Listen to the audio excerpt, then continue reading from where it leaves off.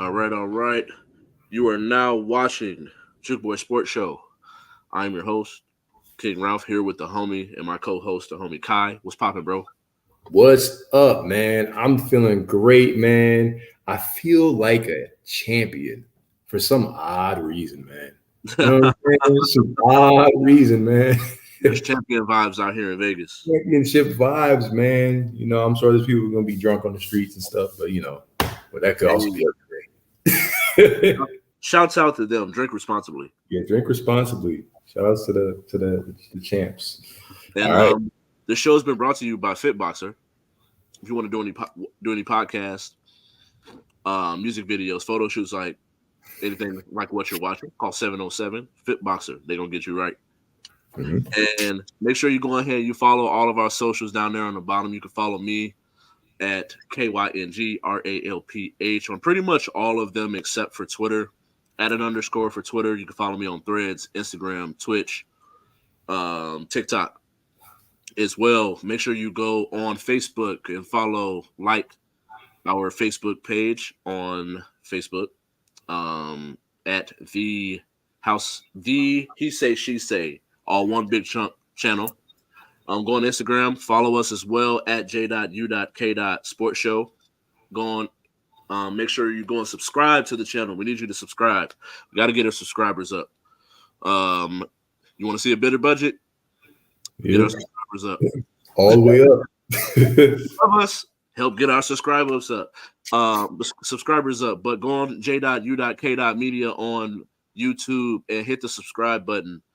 For now that basketball season is heating up, we just finished up with the WNBA season, but NBA season is about to start next Tuesday. Mm-hmm. So for unbiased breakdown analysis at the.house of hoops. And let's get going, man. We had some big upsets over the weekend. I think it was week 6 in the NFL. Yeah. So which upset was bigger, the Browns over the 49ers or Jets over Eagles? Ooh, and a lot of these upsets sparked some talk by Micah Parsons.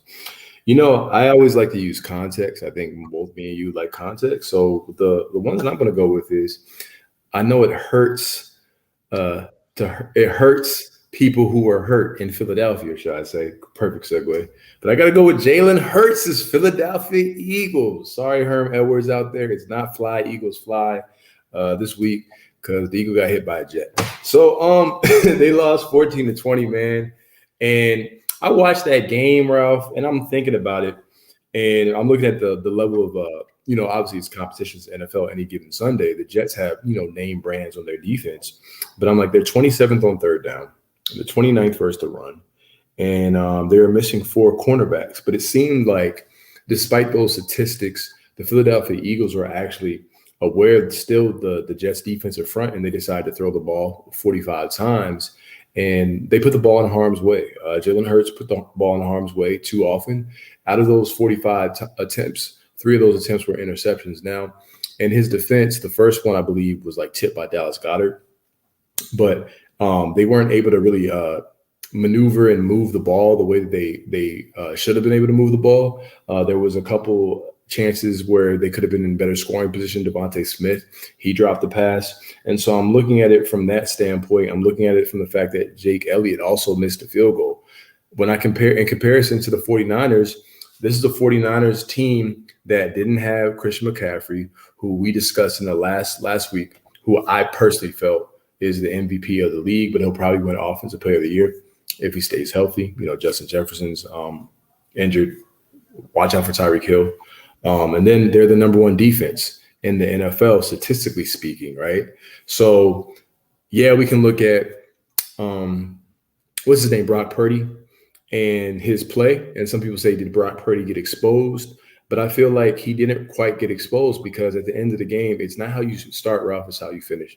He was able to move the ball down the field into field goal range. And the kicker, who had missed a field goal earlier in that game, he missed a field goal that could actually potentially win them that game. So I have to give Brock Purdy credit for moving them down the field, and had that kick gone in, we might be having a different story, right, of the 49ers not being defeated. So respectfully, in my perspective, I'm going to go with the Eagles this week. And what you got, man?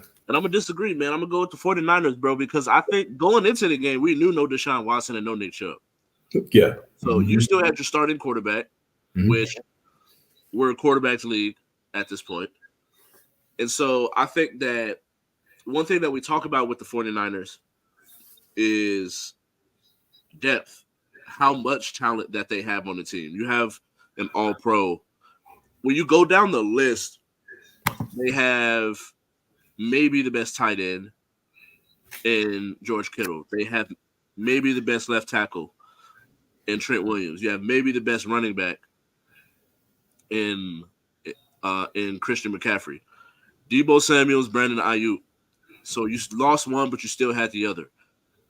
And then when you start thinking about best middle linebacker, one of the best edge rushers, great safety, DB core, at the end of the day, their talent overall, while also having someone that can get the ball, you probably have the best play caller in football too, in Kyle Shanahan. So it's like all of these things will put you in a spot where you lost to a team with no Deshaun Watson, regardless of how he's been playing, and no Nick Chubb.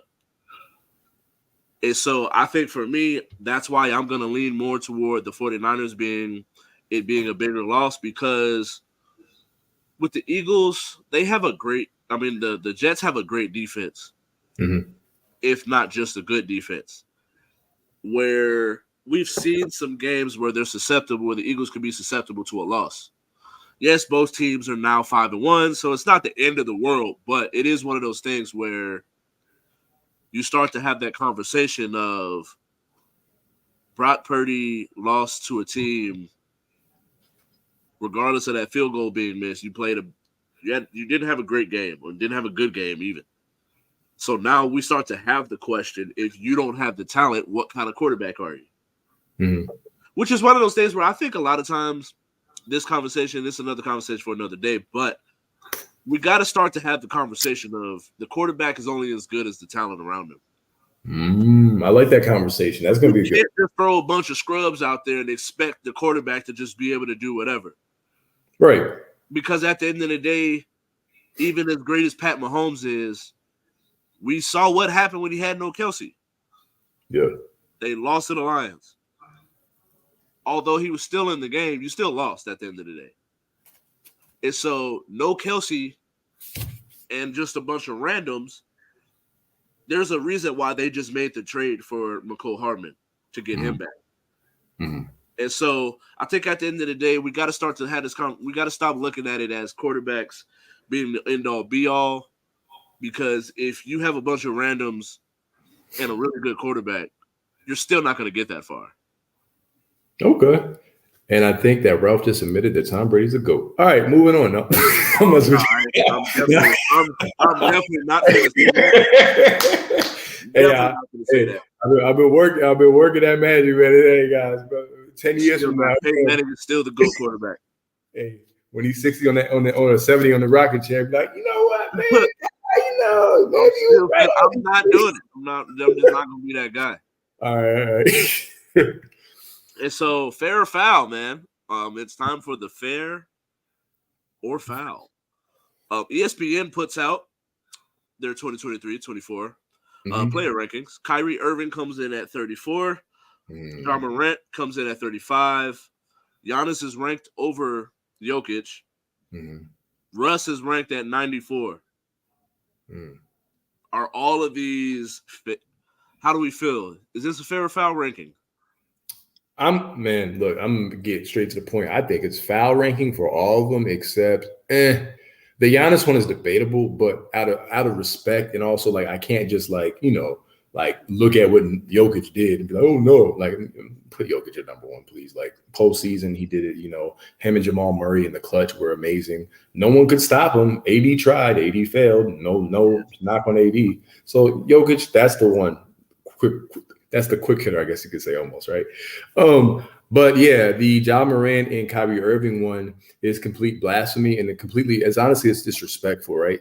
And because ESPN, I'm sure you saw the article, they admitted to the Ja Morant about his off-season activities or his off-season what you could say, his all season, I guess you could say like dealings or fallings or whatever was the reason for his drop. He had a tremendous drop, actually, or a significant drop from number 9, I think, the season prior, all the way to 35. And you're using outside stuff. What I do in my daily life has no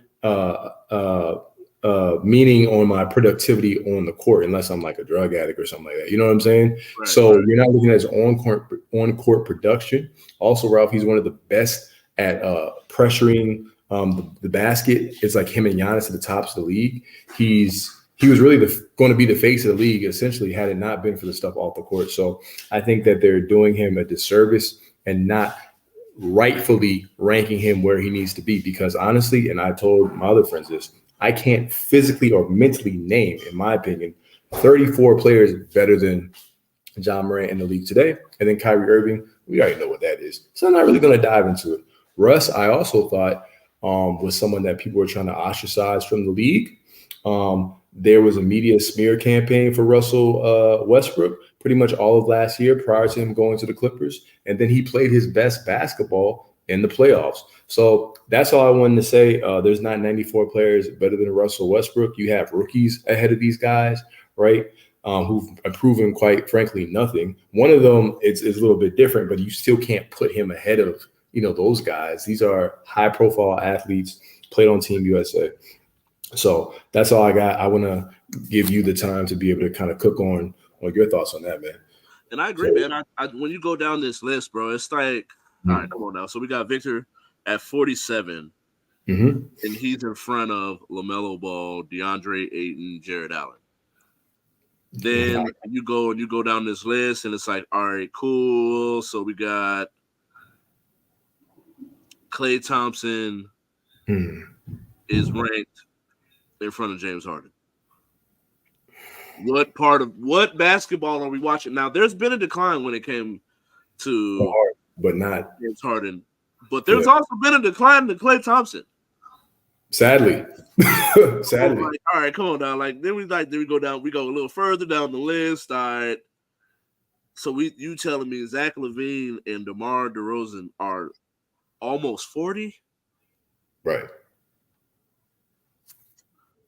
And then you got them behind Mikal Bridges, Jalen Brunson. Paolo Banchero is a better player than Zach LaVine. Well, I can't even put him ahead of Jalen Brunson for now, like right now, because of playoff performances. And Paolo's going to get there, but. And you know me, I came on here. I know you love Paolo. I know you. Paolo was going to win Rookie of the Year, and he did. Crown to you on that one. And so I'm just like, all right, come on, bro. Like at some point, what are we really looking at here? And that's where we start to have certain questions. And then when you start looking at Ja, 35, Kyrie, 34. Kyrie Irving, although there's more to basketball than just being a skilled player. Yeah. We talk about if he was 6'5" or 6'6", he'd be the best player in the league. Easily. And so the fact that he's coming in at 6'1", 6'2", they try to give him 6'3" sometimes, but it is what it is. Like 34. Yeah. And then he lead all guards and all-star. 50, 40, 90 every year. Yeah. And he was a leading all-star guard guy too. And this is the thing for me that irritates me is we start to change the conversation. Because I thought it was a best player ranking. Not who you would draft, not who fits a basketball scheme. Because yes, if you take everything into consideration, would I take Jalen Brunson as my starting point guard over a Kyrie Irving? I would entertain the conversation of it based off of fit. I agree. But at the same time, I hate that conversation so much because they got here playing. Yes, they're great individual players, but there's team success. Just because I came in and I've played every team I've been on, I was the star player, if not the best player doesn't mean I can't go onto a team and then fit into a role. Mm-hmm. I just don't have to do that. And so I hate that idea of like, if I'm starting a team, Kyrie Irving's skill set is to go get a bucket. So then I'm not going to draft him. I'm going to draft a Jalen Brunson because Jalen Brunson knows how to be a complimentary role. And it's just like, I hate that whole conversation. And it leads us to the question of, is it time for players to, the same way that the NFL has a top 100, maybe the players do a top 50? Mm-hmm. Do you think we've got to that point where now it's time for the players to take over these rankings and this be the one that we really judge things off of? So I think that they should have input in the rankings, but I'm someone who is, and I'm not, against all media, right? Just like Easy would say, not, what was it? We're not against all rappers or whatever. I don't know what it was. You knew where I was going with this. I'm tired. I would have got the quote right if I was not as tired. But anyway, so I think they should have a little bit of input on it, like 25% or 30% of the input, and then you should have partially media, and then you should have coaches and GMs, because the GMs get a survey, right? Players do surveys with the Athletic, right? So give the GMs, because they have to oversee, and they have to put teams together. The coaches, they have to game plan against specific players, and we love to see the insides of the mind, what goes in the game preparation and the strategic strategies when you're trying to create defenses to stop a KD, right? Trying to stop a LeBron James, trying to stop, let's use a more younger player, Nikola Jokic, right? So I think if we could somehow formulate a 4 part, 4 pieces of the pie per se. Players get 25%, media gets 25, coaches get 25, and GMs get 25. I think you can get the more closest to accurate ranking than just only players or just the media, because with players, there's also a bias. And I remember I was watching, shout out to No Chill Gill's podcast, and people in the comments talking about, man, yeah, you guys getting emotional and arguing about it, and nothing will ever get resolved. So you know what I'm saying? Right. So that's how I think. That's just my personal opinion. Once again, man, I could be wrong, but I just think, how about do like a pie for that section? What do you think, man? I agree with you, man. I think that would work a little better considering the avenues that we have. Mm-hmm. Where the NFL is a little different. Mm. I think there's already avenues to where there's a GM survey. We're going to talk about that next. There's a players poll, executives, and then the media people, where it kind of has a checks and balances to it, to where we can have a legit conversation. But I am curious, because I would love to see a players poll versus what the media has it, because there's definitely a bias when it comes to the media. How you interact with the media, if you interact at all, and whether or not you're a well-liked person or not. Hey, but I feel like if LeBron saw his ranking on there and it wasn't number 1, he might be like, "What's going on, man? Now let me stop." Right. probably at this point, man. That's what be number 1 on everyone's list. So next up, man, we got the GM survey. Survey results. They voted. Mm-hmm. It was 50 questions. Going into the season, it was released, according to NBA.com, it was released on October 10th. Yeah. So they predicted is a tie between the Celtics and Nuggets on who will win the 2024 finals. Jokic is going to win MVP again, according to the GM survey. If you were starting a franchise today, Jokic would be drafted number 1. According to the GM survey. Who makes opposing coaches make the most adjustments? Steph Curry. Yeah. Who's most likely to have a breakout season? Anthony Edwards. And then I'm going to go through the best positions, and then we're going to have our thoughts on them. So best center. Dang near a unanimous vote at 93%. We got Jokic at 93%. We got Giannis as best power forward, Okay. 7%. Jason Tatum as best small forward. Kevin Durant came in second place at these two positions. Mm-hmm. We got Devin Booker as the best shooting guard in the Mm-hmm. NBA. Steph got second as best shooting guard, but he also won best point guard.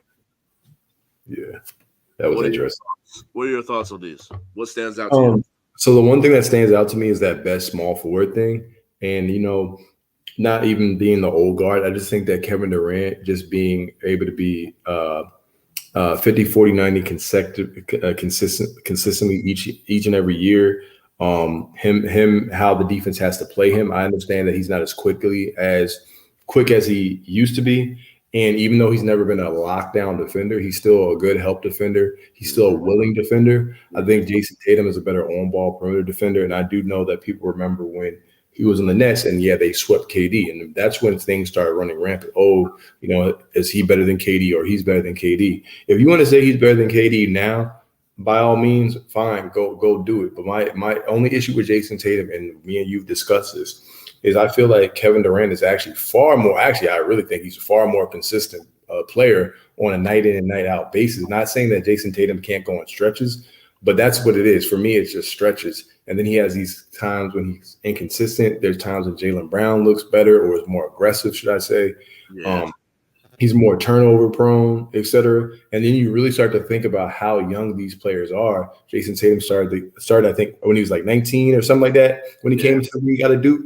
So, if you want to put him ahead of KD, by all means. I just was actually more surprised, Ralph, by the gap. It being, I think, a 27% gap? Yeah. Yeah, if you say maybe like a 10%, I would be fine with it. But 27%, I was like, I personally don't believe it. Maybe the Devin Booker takeover is kind of influencing people, but I personally don't see it, man. I don't see it that being that big of a gap if there's one. And I agree, man. I think that there was a few things for me. I think the disparity between Jokic and Embiid. Mm-hmm. Embiid won the MVP this year, but Jokic is 93% the best center. People are angry. And so it's like, then you go, all right, who would you start your team based around? And I would be timid I just disagree with that, man, because I'm like, there's two sides of the ball. Mm-hmm. Why would my first pick be someone that's a liability on defense? Mm. Because I get it, though, because it's one of those things where, like,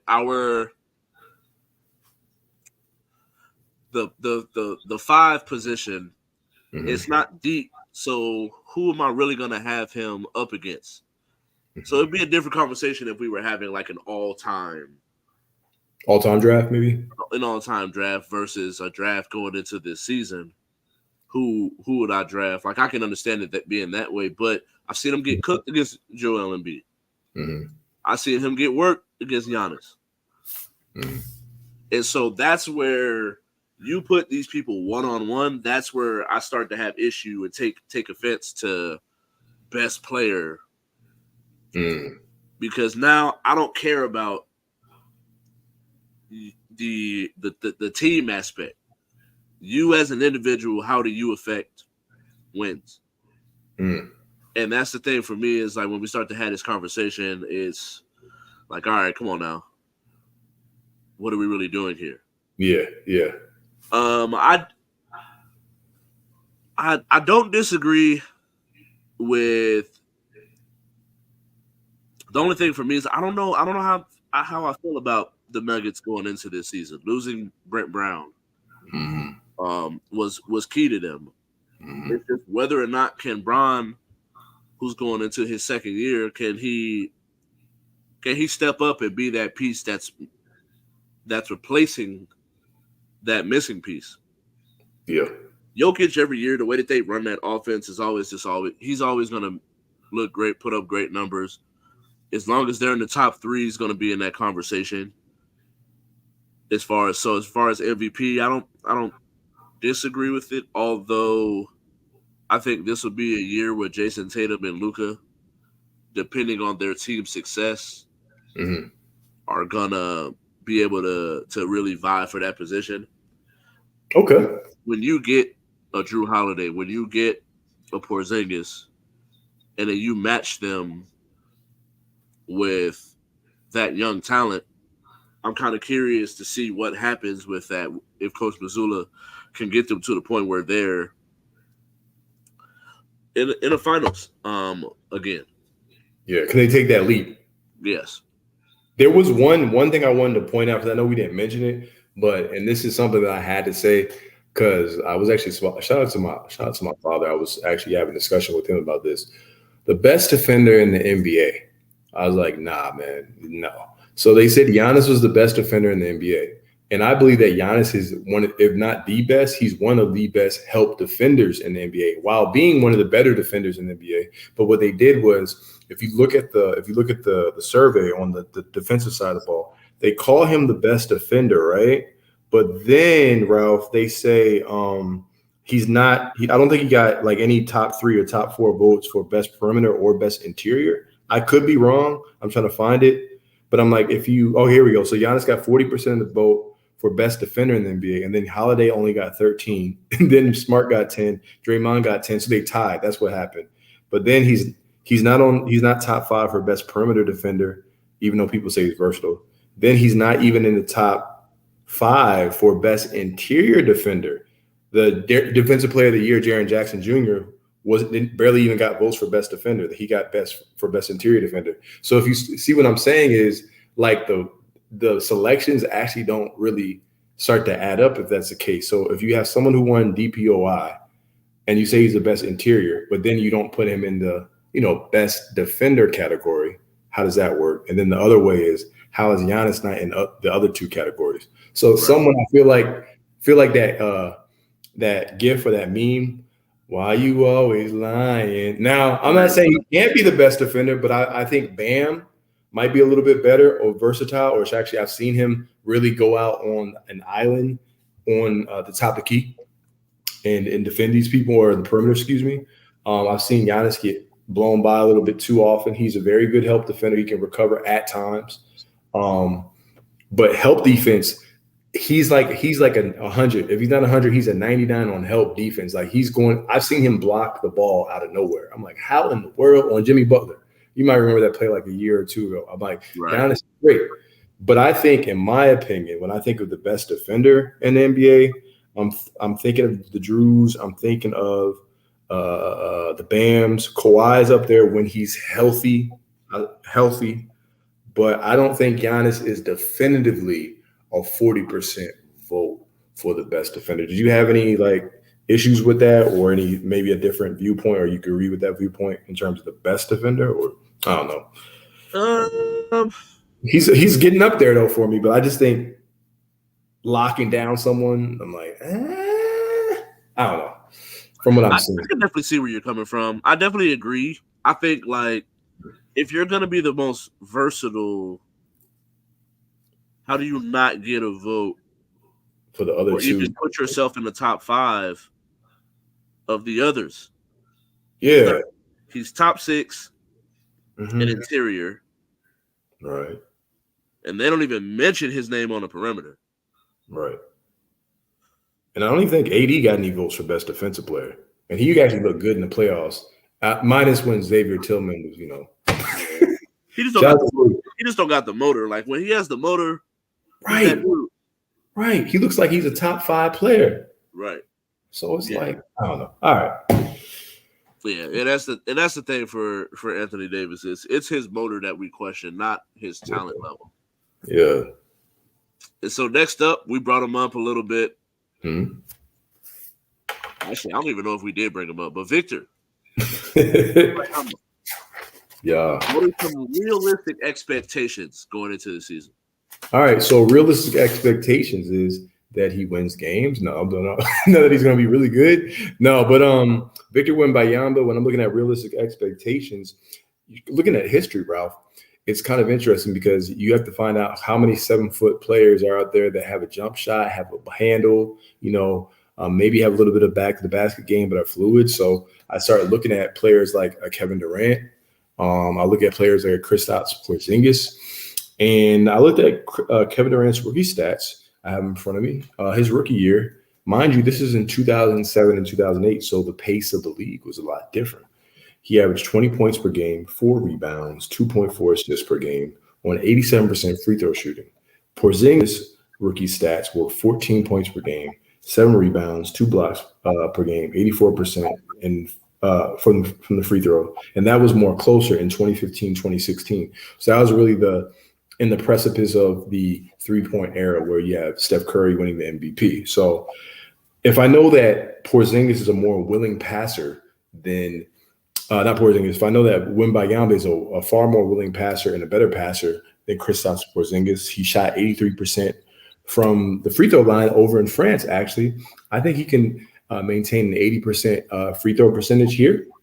I believe with the new the resting rules, he's going to play a healthy amount of games. So I think he's going to play at least around 65, 67 games. Right? They're going to need to play him. He's young. And Jerry West said this. He said that his game is very easy, and it comes to him very easy to play, effortless. He ruins games defensively, and he reminds him of a far bigger Bill Russell. Popovich, after the preseason game, I think the preseason debut, said, I called one play for him all night, and he got like over 20 points. Everything was just natural, and he's getting like 8 blocks, etc. So I was like, you know what? I believe that he could make he should make an all-rookie team. I actually believe he could make a defensive team. Tim Duncan was able to do it. And then statistically, and I'll swing it over to you, I'm going to say, how about anywhere from 22 to 25 points per game, 7 rebounds, about 3 blocks. I think he can sustain that. So that means he's going to have a couple of games where he has maybe 6 or more. I'm going to say 4 assists per game. And I'm going to say he's actually going to shoot 80% from the free throw line, because I'm looking at Kevin Durant's, I'm looking at Porzingis' free throw numbers, and they were able to maintain a high level of efficiency from the stripe. And the kid has a fluid jump shot. So I think he's going to be a really, really great player. If he averages 20 and 10, hey, do that too. So that's what I got, bro. Yeah, I think that there's a part of me that wants me to say that he's going to go average 20 and 10. Mm-hmm. But then there's a part of me, like my gut, tells me he's going to get around 8. Okay. I think he'll be around 20 to 22, 8, 3 assists. Mm. And then definitely, I just don't see it happening where he's less than 2 blocks a game. Yeah, that dude is just everywhere. And so I think with those numbers, depending on what he's able to do as far as the team aspect, I think is what's going to control his ability to make a defensive team. Okay. So if you see a team is averaging this, but when they play the Spurs, they average this, I think it's going to be hard to keep him off of a defensive team. The only thing with that is now we're looking at a Bam. We're looking at Giannis. We're looking at an Anthony Davis, a Joel Embiid. The way that Ben Simmons been looking during the preseason, yeah, you got to put him into that conversation as well. Mikal Bridges as well. Triple J too. And I haven't even mentioned the Drew Holidays, the Marcus Smarts, Javon Carter, Caruso, people of that ilk. And so I think realistically, rookie of the year, rookie team. I like that. 28 and 3 with 3 blocks. Okay. I put him at 2.5 blocks. I put 2.5. 2.5. Yeah. Right. I put him around 2.5. And I think that those are realistic expectations for him going into this year. I'm not expecting him to go in there with no MVP. I'm not expecting him to take his team to a playoff. Although I think that they can, because I think that Pop is smart enough to where he had the foresight to not play them at full potential. To then, because he has players that he can mold around this person. and he's a great coach that he could get the most out of people to be able to get a playoff spot or at least a play-in spot. Okay. So you sounds like you're saying that his Victor's 2K rating is also justified as a rookie. Because I think it was we were like 86 or 84 as a rookie. So if he's I would say 80. I would agree with the 84. 86, I think, is a little high. Okay, a little too rich, man. Yeah, that's like Trey Young, approaching Trey Young status or something like that. Exactly. All right. So next up, Colorado Buffs. Oh Lord, lose. They lose. It's 29 points to Stanford. Mm-hmm. A wide receiver who, in one game, eclipsed his whole season total against them. They lose in double overtime to Stanford. Who is to blame? Man, who should be hurt? Who should be blamed? R.I.P. Ali, as she said on We Need a Resolution. And we need a resolution to this problem. I know Coach Prime does. So, Ralph, yeah, I had to do that, right? So, Ralph, to answer this question, man, when you have friends and, you're supposed to keep it real and all that. And so I was, scurrying, the internet, social media, YouTube, whatever. And Deion has people in the media. He has haters, but he also has friends in the media, as we know, right? Yes. Shannon, Keyshawn, Sherman, Acho, etc. And I picked this topic because a lot of the people, I felt like, and maybe you felt the way too, they talked about the game, but they were kind of beating around the glaring issue here. The way they worded topics, they talked everything else except the blame game. And I was like, nah, here with Kai and Ralph, we play the blame game regardless of who you are, man. So we got to play the blame game. As much as it hurts me, man, I was like, man, you guys are talking about everything else except who's at fault here. How about we talk about who's at fault? Yes. I'm like, we got to cook. Someone start up my hibachi grill, please. All right, so they led 29-0 at halftime. They were outscored by, Lord have mercy, they outscored by so many points I can't even read the number. 46 points in the second half, right? So a 1-4 Stanford team that lost to Sacramento State. All right, man. Look, I love Colorado. I love Coach Prime. I love what he's doing here, but they had penalties. So that's one of the things that a lot of people talked about. 17 penalties for 149 yards. So what that tells me is you lack discipline. And when you lack discipline, we've all played sports, whether it was pee-wee, high school, et cetera. When you lack discipline at a certain point in time, that goes on to coaching. So you have to make sure your team is disciplined. Because I remember when we watched the Colorado State game, and remember in the first half, even Deion was like, yeah, we had, too many penalties, blah, blah, blah, blah, blah. We weren't disciplined. But that's on the coaching, right? So you have to blame the coaching for that. Then I'm looking at Travis Hunter, right? Travis Hunter coming back from injury, he's playing, etc. He on offense played amazing. However, he had an unnecessary roughness penalty negated a sack that would happen on 3rd and 22. That 3rd and 22 play in a sack, they're off the field, right? That led to a touchdown when he got the unnecessary roughness penalty. So once again, lacking discipline.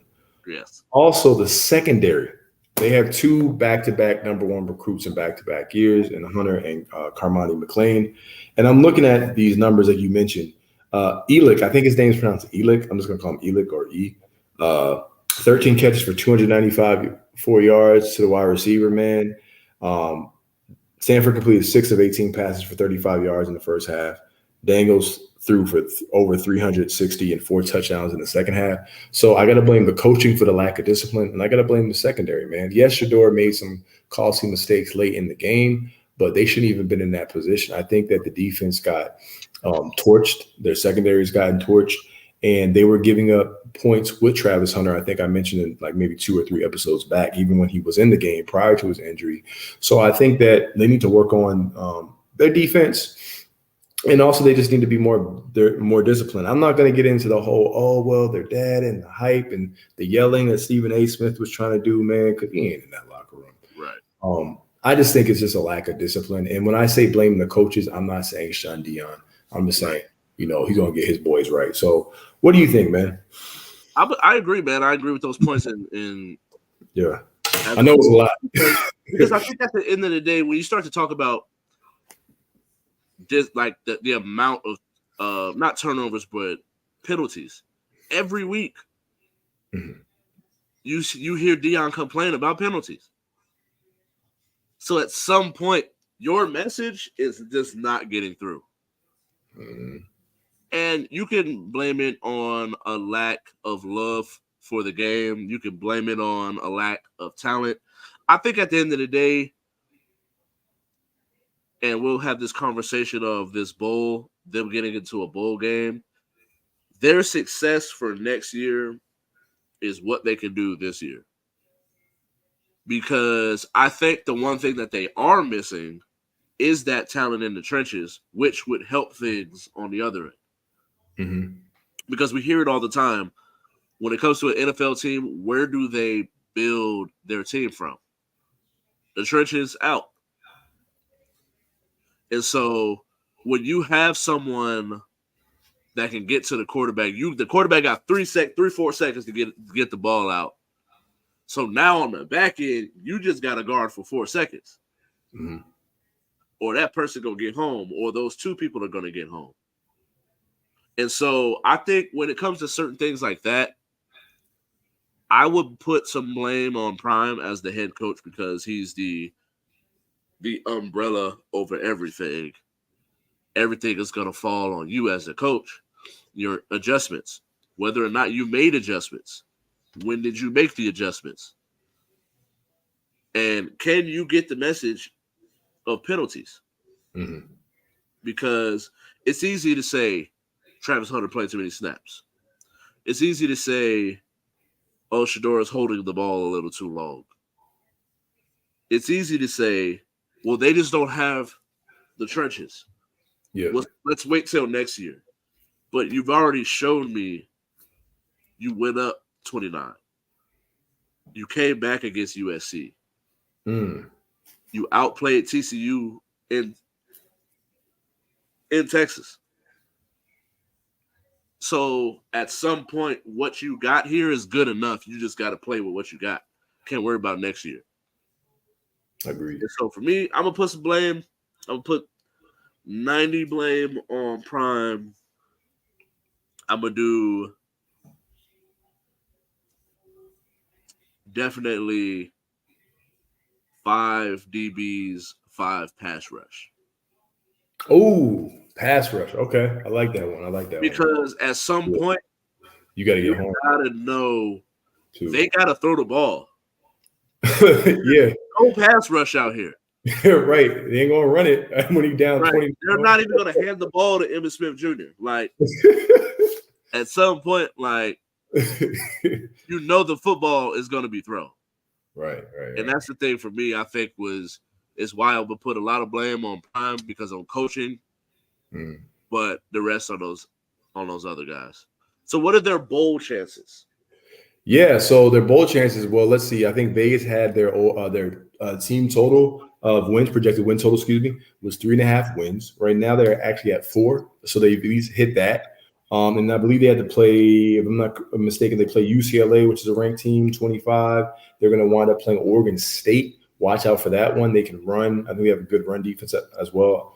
I think that could be a loss, but I think they have a chance to make the bowl.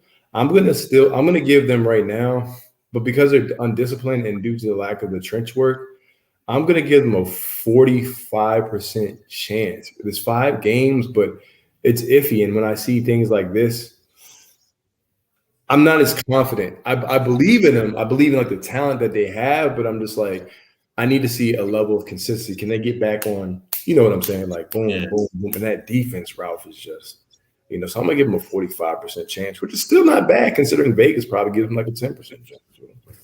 So, as you mentioned, right now they're at 4 wins. Yeah, so they technically hit the total. Right. To qualify for a bowl game. What are you thinking, man? Colorado against a number 25. UCLA is currently ranked right now at 25. But the one thing think about it, is there's a bye week this week, so you have 2 weeks to prepare for UCLA. True. And then after that, you got Oregon State who is going to be more run oriented. Yeah. Can the trenches be enough? Can Mm. they do enough to hold up? Then they got an unranked Arizona Mm. at They home. put Utah as well, I think. That's going to be And the. then they got a Washington State in Washington Mm. after that. And Mm. then they finish their year with Colorado versus Utah. That's the game that I'm actually really like concerned about. So the thing that scares me the most is if you've watched UCLA and got a chance, they actually have a really good defense for it to be a Chip Kelly school. Mm. So if their ability to get to the quarterback is what I think it is, it's going to be a long game for Colorado. Mm. But Washington State not being ranked, Colorado versus Arizona. So I'm gonna give them a 65% chance. Okay. Because I think that UCLA is a winnable game. I think all of these games except for Utah. For me, I think they have a legitimate chance at all of these games except for Utah. Is the game where I expect them to get blown out. All right. That's solid. That's solid. And so with those other games, you just got to win two. Yeah, just win two. Just win two. Which sounds like a consolation prize. I feel like there's no moral victories in sports. But at the end of the day, you went from one win. If you can get 6 to 7, and then now you're returning a Shador, you're returning a Travis, you're returning a lot of those skill position players. You add trenches. Now you can see what you can really do. Yeah. And so next up, man, Aces win. Woo! And we predicted it. Yeah. Not in 5, not in 4. Not in 4, but at the beginning of the year, during the off season when we said when we found out that Candace was coming to Las Vegas, although she did not play. She was at CarMax, man. Part of the season, and as well as the in the playoffs and finals. We predicted him, man. Back to back. Cue up Drake. Where Drake at when you need him? This is when we actually need him. Cue it up. What are your thoughts, man? How are you feeling? Oh man, this is wonderful. This is wonderful for the city, wonderful for the Aces, and most importantly it was a great win, man. It was an epic win. In the final battle, they went up 6. Asia Wilson had the MJ turnaround fade, and then next thing you know, Vandersloot hit a 3, a J in someone's face with the hand contested. Ionesco hit the step back, but look, man, the Aces, they prevailed. Shout out to Clark. She was like center block in terms of not letting Brianna Stewart get that shot she wanted. And defense wins championships. That play right there showcased it. They did it without the second leading scorer with Chelsea Gray, in terms of points in the WNBA.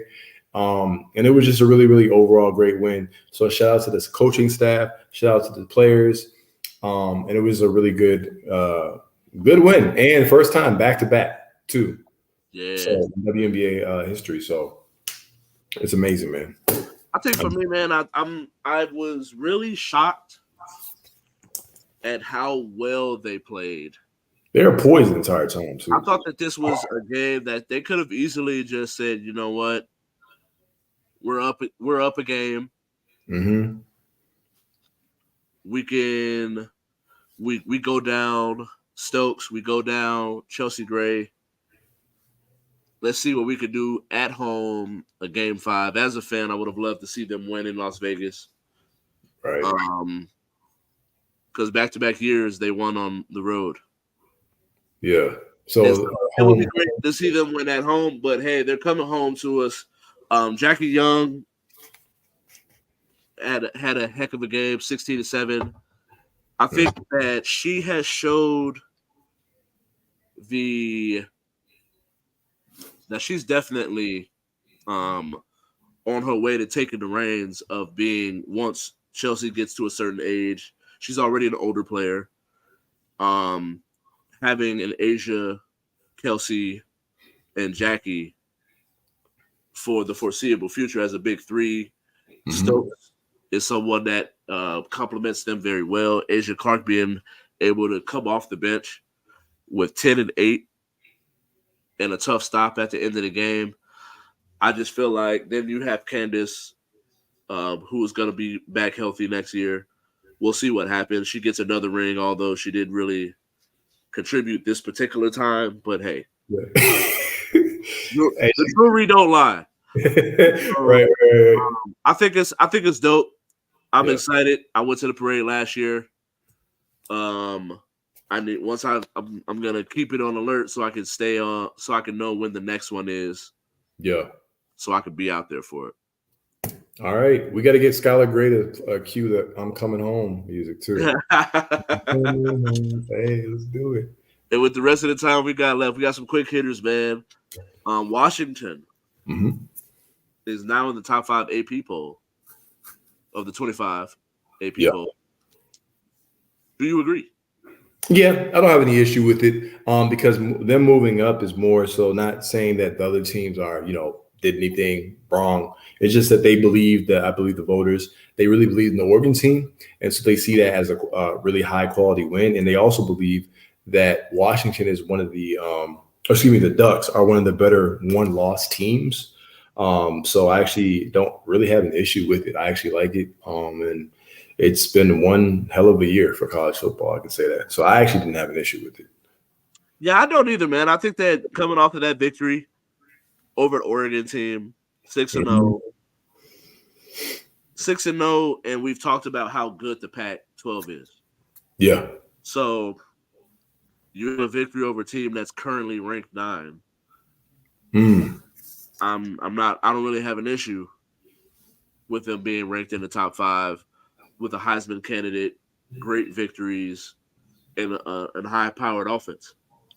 Yeah. And so next up, Jonathan Taylor gets the much wanted, anticipated contract he was hoping to get. Yeah. Does this prove running backs are essential? I don't know, man, because I'm looking at the running back market hasn't been reset since 2020 until now, obviously, right? And so I'm looking at the number of backs, Ralph, and for the people who want to know, still 3 years, 42 million, right? 26.5 million guaranteed.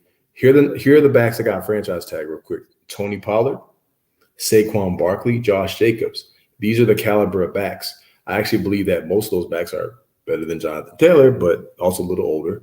And Dalvin Cook was a Pro Bowler, had a Pro Bowl season, and got released. So here's what I think. I think that what it is he may have created the new floor, right, for new agents to look at for their running backs, for the younger backs, because the younger backs that are going to be coming up, right, they're more prone to sign a 3-year deal or maybe a 4-year deal. So what I think that this might have done would might have created like a new floor. But in terms of just like long term, I don't know what it's going to do for the likes of maybe a Derrick Henry, maybe some of these veteran backs who may want another contract. Saquon Barkley obviously has injury issues, CMAC and et cetera, but maybe some of those younger guys. So that's what I got on that. But I found that the caliber of backs that got franchise tagged very interesting. So Yeah, that's the thing for me that makes this whole thing like a questionable topic is because mhm, the caliber of running back, like it's mhm, not just like your middle of the pack running back. It's the Saquons, it's Derrick Henry, it's like Jonathan Taylor. Like these are players that are getting franchised instead of getting new deals. mhm. They're getting a franchise tag. And so it kind of puts you in a position where you start to have that question. I truly believe that there's a difference between these top 10 running backs and what comes after that. Mm. And so um a chain from Miami, if he could come back healthy after these next 4 weeks and have a good career, next couple years, I he's like gonna it. be in that conversation. We got Jameer Gibbs from Detroit, Bijan Robinson, Brees Hall, Damian Pierce down in Houston. These are all people that are going to be paying attention to what this market is going to say because these are people that you can't just throw whatever to replace him. We saw what happened to the Jets offense when they lost Breece Hall. Right. You can't just replace that production. We saw what happened to Houston when Pierce went last year. We've watched, although the Colts were competitive, we've watched how they look without a Jonathan Taylor. And so these are all things and conversations that you got to have. And I just truly believe that the running back position is essential. Yeah. Because we talked about all of that talent that 49ers got, but how did they look once C-Mac went out? It's not the same offense. He's the MVP of that offense, in my opinion. He's the engine. Exactly. Because Kyle Shanahan runs a run-centric offense, too. Exactly. And so next up, last topic. All right. Eddie George made some comments about fans if they love HBCU football or if HBCUs love football. Is he inbounds or is he out of bounds? I'm gonna say he's inbounds. Someone has to say something. Sometimes you gotta lay down the ground law. But he said that he finds it interesting how called out those fans were able to tailgate before the game kickoff but never made their way inside the stadium. Hey, look, he said there was like 30,000 fans outside of Nissan at homecoming, while those same fans didn't come inside the stadium.